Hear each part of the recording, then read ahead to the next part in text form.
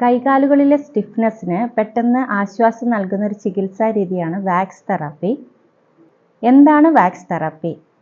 Paraffin wax എന്ന് പറയുന്ന പ്രത്യേകതരം ഒരു വാക്സും മിനറൽ ഓയിലും ചേർന്നിട്ടുള്ള ഒരു മിശ്രിതം ചൂടാക്കിയതിന് ശേഷം ഒരു വ്യക്തിക്ക് താങ്ങാൻ പറ്റുന്ന ചൂടിൽ അത് അവരുടെ കൈകാലുകളിലേക്കോ അല്ലെങ്കിൽ സ്റ്റിഫായിട്ടുള്ള ജോയിന്റുകളിലേക്ക് അപ്ലൈ ചെയ്യുന്നു.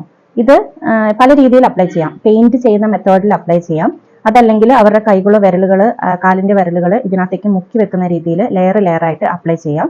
അല്ലെങ്കിൽ അപ്ലൈ ചെയ്തതിന് ശേഷം പ്ലാസ്റ്റിക് കവറോ അല്ലെങ്കിൽ തുണിയോ വെച്ച് ചുറ്റിക്കെട്ടി ഇതിന്റെ ചൂട് കുറേ നേരം നിലനിർത്തുവാൻ വേണ്ടിയിട്ടും ചെയ്യാവുന്നതാണ്.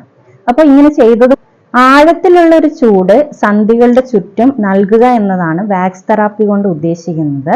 അപ്പോൾ ഇങ്ങനെ ആഴത്തിലുള്ള ചൂട് ചെല്ലുമ്പോഴത്തേക്കും വളരെ വേഗത്തിൽ രക്തയോട്ടം കൂടുകയും അതുപോലെ തന്നെ അവരുടെ മസിലുകളിൽ അയവ് വരികയും ചെയ്യുന്നു. അപ്പോൾ ഈ സ്റ്റിഫ്നെസ്സിനും രക്തയോട്ടക്കുറവിനും ഒക്കെ ഒരു പരിഹാരമായി മാറുന്നു.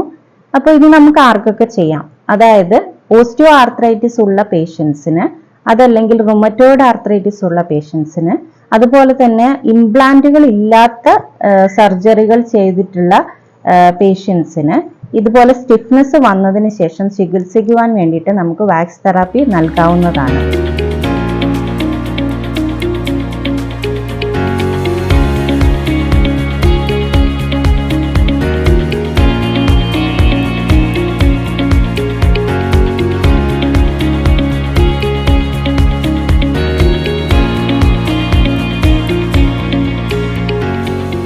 ഈ വാക്സ് തെറാപ്പി അപ്ലൈ ചെയ്യാനുള്ള ഒരു അപാകത അല്ലെങ്കിൽ പോരായ്മ എന്ന് പറയുന്നത് നമുക്ക് ഡിസ്റ്റൽ ആയിട്ടുള്ള ജോയിന്റ്സുകളിലേക്ക് മാത്രമാണ് വാക്സ് തെറാപ്പി അപ്ലൈ ചെയ്യാൻ പറ്റുന്നത്.